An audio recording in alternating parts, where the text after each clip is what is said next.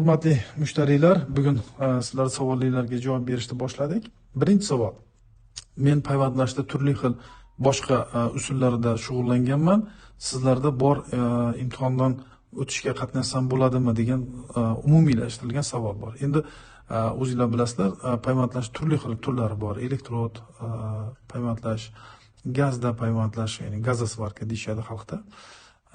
Yana boshqa turlari bor. Endi birinchidan biz o'zimizdagi demak qaysi turdagi payvandlashni bo'yicha imtihon olishimizni aytib o'tishimiz kerak. Bu biz berayotgan reklama roliklarida ham ko'rsatilyapti. 9606 ISO 9606 bo'yicha payvandlashda demak 11 ta xil turi bor.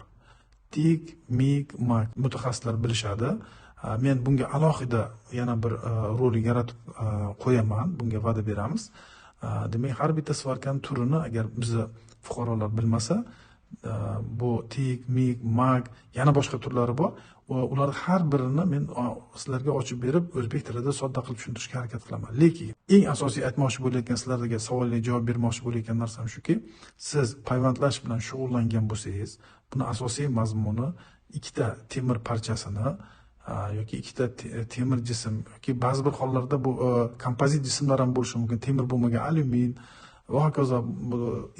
Qisqa qilib aytsak, ikkita jismni bir-biriga eritib yopishtirish degani, sizda agar mana shu malaka shakllangan bo'lsa, ya'ni shu qo'lingizda ushlab elektrod yordamidami, gaz yordamidami yoki elektrik yoyi yordamidami ikkita metallni bir-biriga eritib bir-biriga shuni yopishtirish malakasi bo'lsa, bu turdan boshqa turga sizni o'rgatish anchagina oson bo'ladi.